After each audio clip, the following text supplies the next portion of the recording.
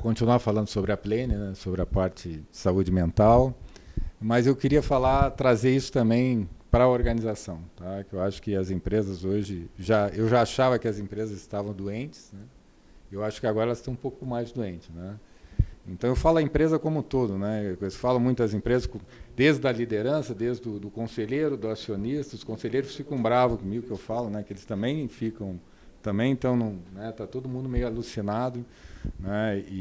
Então é essa relação que eu acho que é importante, que a Plane também pode ajudar as organizações, as empresas nessa parte. E aí vou falar com a psicóloga, a Vanessa, sobre isso. Queria como é que funciona o teu papel, né, dentro da Plane, né, e como é que tu está vendo esse momento. A ideia mais é a gente conversar sobre isso. De novo, eu vejo cada vez mais, ontem a gente teve uma reunião, que a primeira coisa que eu vi a pessoa falando é custo, né? A gente tem o nosso modelo mental, por isso que a gente tem que ter um novo olhar, eu acho que para tudo. A primeira pergunta é quanto custa. A gente não quer saber qual o benefício que a gente vai dar para o profissional, o colaborador, né, para a pessoa, né? Para a pessoa que está lá, a gente não pensa nisso. A gente pensa quanto vai custar mais, né?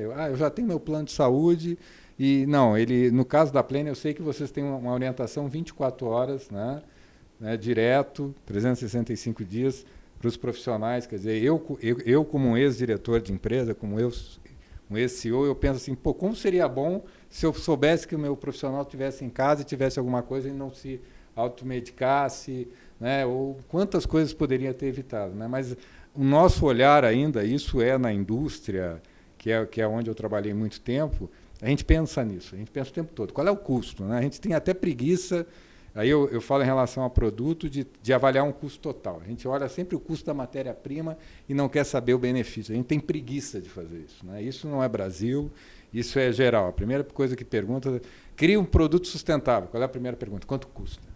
E não é essa a pergunta é errada. Então a gente tem que mudar, um novo olhar. É uma mudança que é isso que a Plane eu acho que está vindo, né? Com um novo olhar, investindo muito na educação, na prevenção. Eu queria entender um pouquinho disso, aí relacionado, eu sei de máquina, que eu estava falando com eles até, porque a gente se preocupava muito com a máquina não pode parar, porque se ela para, não sai peça, principalmente para a indústria automobilística, é um caos, né? Então, e a gente nunca, né, agora a gente está tratando isso com as pessoas. Vocês têm parâmetros, como os equipamentos tinham, vocês usam estatística, como a gente usava, né, tinha os limites que a gente sabia, se a máquina começasse, ela vai parar em algum momento. É mais ou menos isso, né? Ou não? Então, gente, é um prazer estar aqui com vocês, Gilmar, com o Lincoln. A psicologia, principalmente agora na pandemia, ela veio como um divisor de águas, porque antes a psicologia era muito tabu na sociedade, né? Era muito associado à loucura, tanto individual quanto num clima organizacional. Hoje em dia a gente já fala, a gente já consegue entender.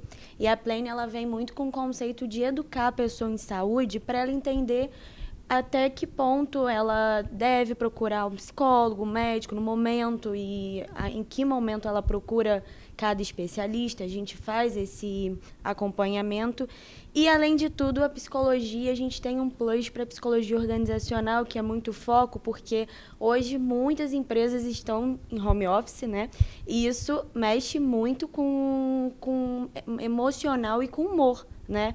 E, consequentemente, com a produtividade. Isso também é até importante, não só na cabeça de quem está em casa, mas do próprio chefe, né?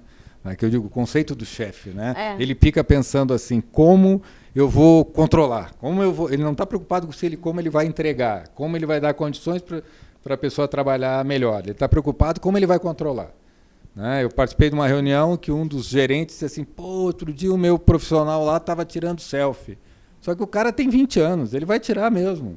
Eu perguntei, mas ele te entregou o que ele precisava? Não, ele está entregando. Então qual é o problema dele tirar selfie? Qual é o problema dele tocar violão numa hora que ele tem? Qual é o problema? Quer dizer, a gente tem que mudar essa mentalidade, né? Eu acho que...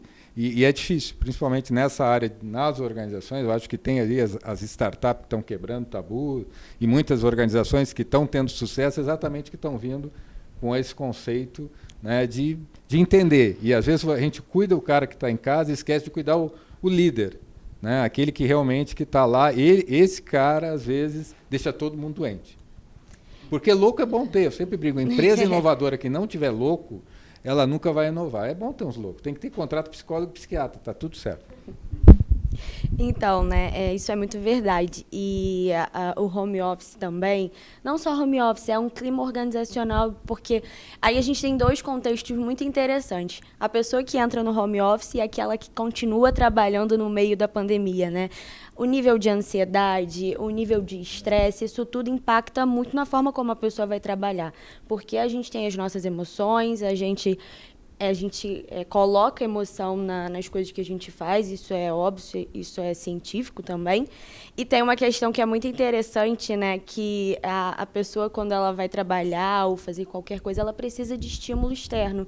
Então, a criatividade vem muito alinhada a isso, né? Se o colaborador não puder, por exemplo, ter um espaço para descontrair ou para poder extravasar, vai atrapalhar na sua produtividade. E a psicologia dentro das empresas, ela constrói muito isso, porque aí muda a cultura do dono da empresa quando ele percebe que, caramba, se eu invisto na criatividade ou no clima ou confio, né, eu consigo uma produtividade maior. Se a saúde mental do meu colaborador estiver boa, se ele conseguir trabalhar e não pensar que ele deixou a filha dele em casa com a esposa e isso pode gerar um estresse, eu vou ter um colaborador ali bem investido no que ele está proposto a fazer, né?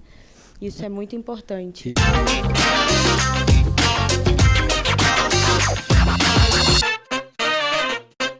Que eu digo, a gente vê muito, né, nas empresas, missão, visão, o que for lá, foco no cliente, né? Mas para mim ter foco no cliente, eu tenho que ter foco na pessoa que está lá. Para mim atender bem, eu tenho que estar bem, né?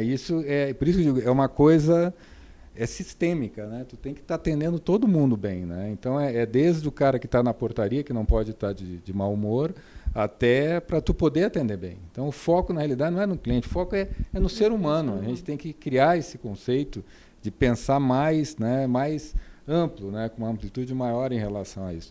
Eu até estava falando outro dia para o Paulo, que é o fundador da Plene, contando um pouquinho da história da Marco Polo. Eu sempre conto uma história da Marco Polo, a última vez até eu contei, que eu achei, até foi com o Bernardinho, e ele conta nas palestras isso que aconteceu. Na Marco Polo, por exemplo, tinha nos setores um quadro com a foto das pessoas, elas chegavam lá e botavam o humor que elas estavam.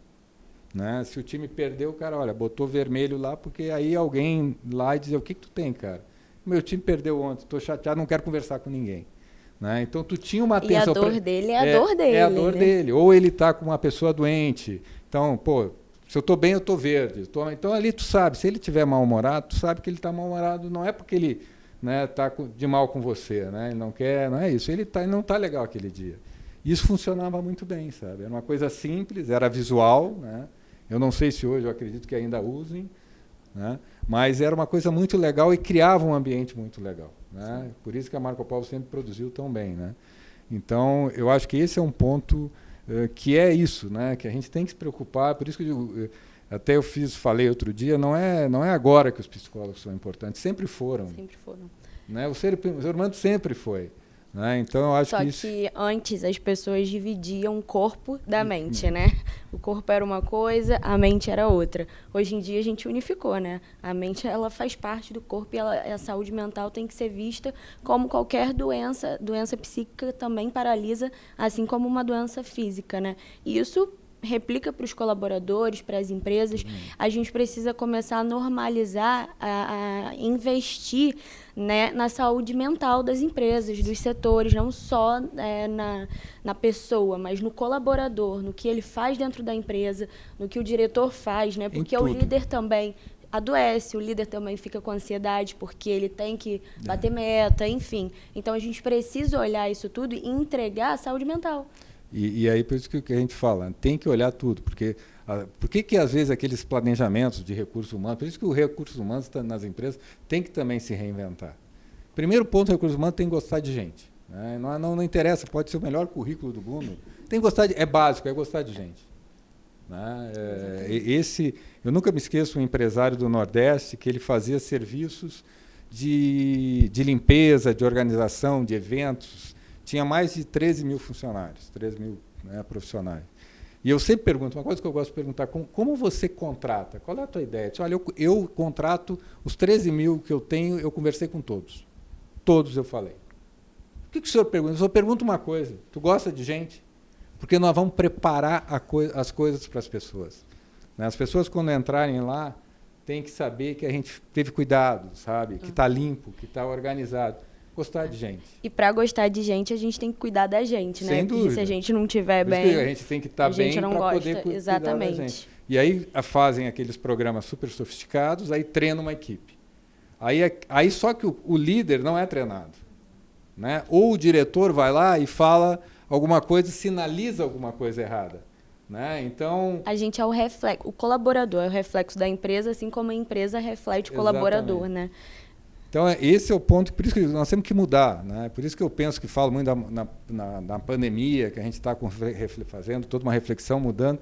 Mas, assim, às vezes eu acredito, às vezes eu não acredito. Porque eu vejo tanto absurdo ainda, né? Se a gente olhar tudo que está acontecendo, né? Tanta desinformação, tanta fake news, tanta gente falando bobagem, tanto médico, todo mundo virou médico agora, todo mundo sabe a vacina que dá certo, a vacina que não dá certo, né? Todo mundo é especialista, Google, né? Qual o remédio para isso, quem tem, todo mundo sabe. Agora virou assim, tu para na esquina, tu entra no Uber, o cara te dá uma orientação. Então, esse é o ponto que, assim, então eu fico muito preocupado com isso. Aí você imagina o quanto isso não faz com que as pessoas fiquem cada vez mais ansiosas, né?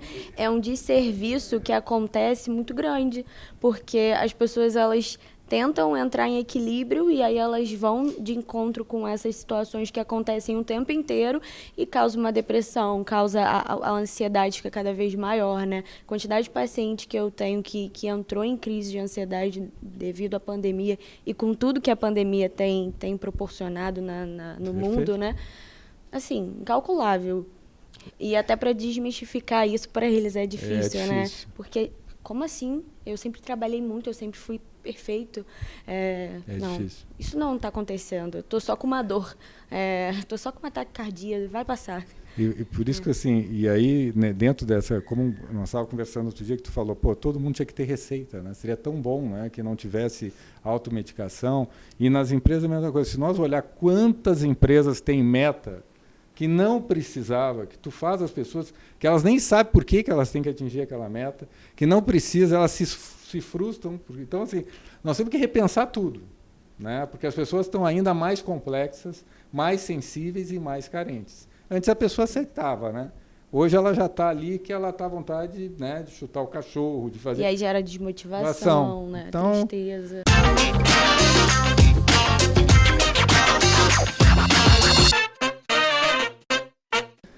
Lincoln, para você, assim, né, na tua área, né, como é que tu vê isso em relação... Tu trata também, né, a parte de tentar entender o teu paciente. Tu tem muito casos que é além da doença, que está relacionado à parte emocional? Eu já brinquei em aula, já falei... Às vezes, uma tarde... Tem um trabalho que falou uma vez que 60% dos pacientes psiquiátricos passam antes no consultório do dermatologista. Não sei onde é que está esse trabalho, mas existe um dado aí estatístico. E é muito bacana de você identificar isso. Tem várias dermatoses, né? Várias dermatoses. Algumas que são agravadas e outras que são desencadeadas por situações psíquicas, né? Que todos nós estamos sujeitos e estamos vivendo, né?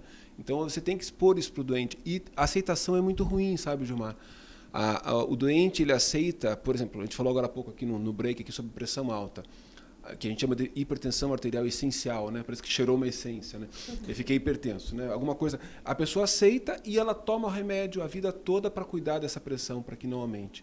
Quando você vai fazer um paciente que tem um eczema, né, na pele, ele está com uma doença eczematosa, por exemplo, ou uma outra doença, uma psoríase, enfim, uma doença crônica que você não vai ter cura, a aceitação de que aquilo possa ser uma doença como uma hipertensão arterial é muito pequena, né? Até acho porque a pele é um grande órgão de comunicação. Ninguém sabe que eu estou hipertenso aqui. Mas se eu tivesse hoje aqui com uma crise de acne, sei lá, de hematite seborreica, eu ia pedir desculpas e não ia vir hoje aqui. Eu ia falar isso agora. A pele é um grande órgão de comunicação. Então, você perguntou se eu tenho todos os dias pacientes que, se eu não entrar, e às vezes é muito bacana, quando você deixa o paciente à vontade, foi um pouco que nos blocos anteriores a gente comentou também, de você não fazer pergunta. Existe hoje uma outra coisa, né? Além de, nós estamos vivendo muito, é o julgamento, né? As pessoas estão sendo o tempo todo, ela está, enfim, e ela vai no médico, ela escuta, você não pode beber, você tem que parar, e ela escuta. Então, se você perguntar, você bebe, ele vai falar não, né? Ou ele vai brincar, fala, não aceito, doutor, o que o senhor tem para servir, né? Mas ele vai falar não, porque ele vai mentir para você.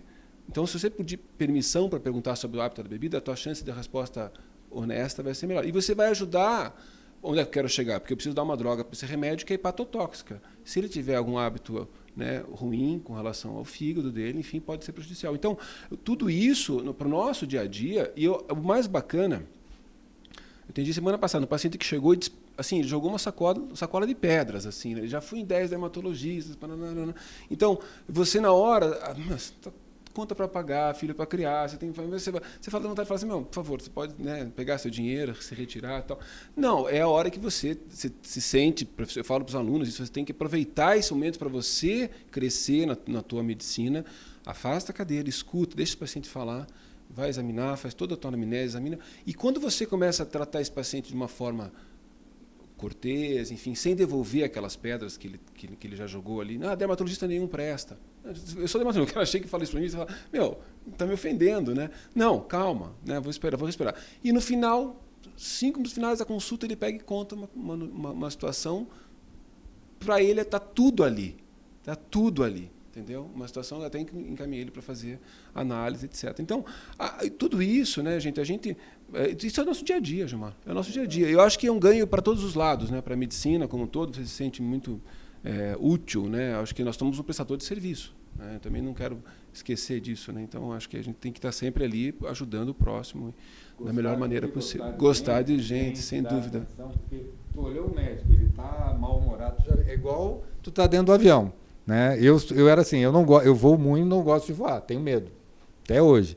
Se eu olho que está todo mundo tranquilo, a aeromoça está tranquila, eu estou tranquilo. Se eu vejo que ela está nervosa, eu fico nervosa. Né? Você reflete o meio. E isso serve para a liderança, para o chefe. Né? Eu tive que aprender isso com o tempo, porque a gente influencia muito. Né? Se a gente está mal-humorado, ou silêncio, né? As empresas nesse período, eu digo, vocês têm que falar, vocês têm que comunicar, você não pode ficar em silêncio, mesmo que seja notícia ruim, se comunica, porque o pior que tem é o silêncio para as pessoas.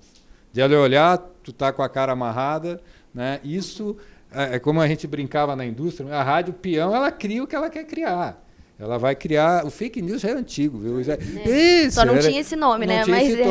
Mas por quê? Porque tu deu espaço. Então, as empresas têm que comunicar, têm que celebrar, têm que falar, têm que tratar os assuntos, né, de uma maneira muito transparente. Né? Antigamente, as empresas não podiam saber o profissional não podia saber qual era o lucro da empresa, né? Que aquilo era proibido, saber que era o lucro. Como é que tu vai motivar alguém se tu não sabe por que ele está lutando? É mexer na cultura organizacional, né? Eu pensei assim, vou falar sobre saúde vai ser difícil, né? Mas o link, vocês são feras, né? Então, quero agradecer vocês aí por esse momento, né? Foi muito legal. Né? Eu amei também. Tô mais saudável, vou começar a me cuidar, não vou fazer agora, não posso mais tomar Coca-Cola, que eu vi que o Ronaldo ontem, né? Mas hoje eu falando que eu tomo Coca-Cola, vai subir de novo, né? Não tenho... Então, até o próximo Papo Solto e obrigado a vocês e parabéns à Plane aí pela iniciativa.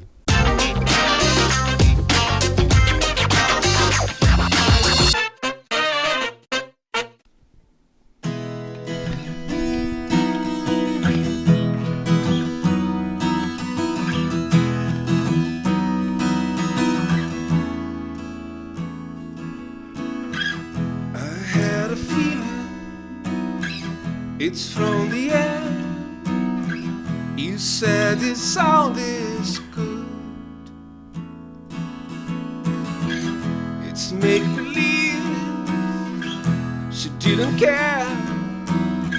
I said enough is good. What to sing when it's all over?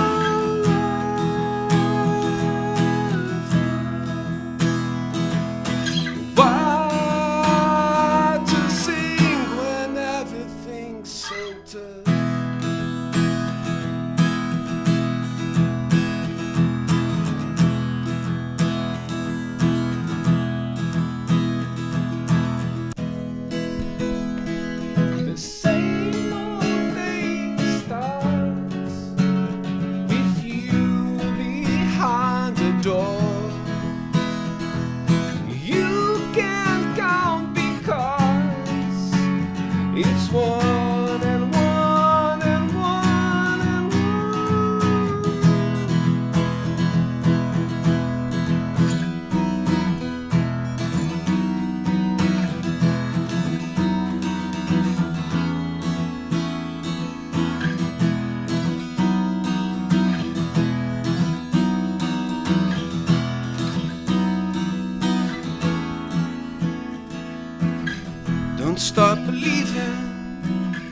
It's not the end. This sound can save the mood. There comes a need, I really care. I say enjoy is good. What to sing when it's all over? What to sing when everything's so tough? I'm no worse than you, changing to survive. Let's escape to live as one and one and one and one. The same old day starts with you behind the door. You can't come because it's one and one and one and one.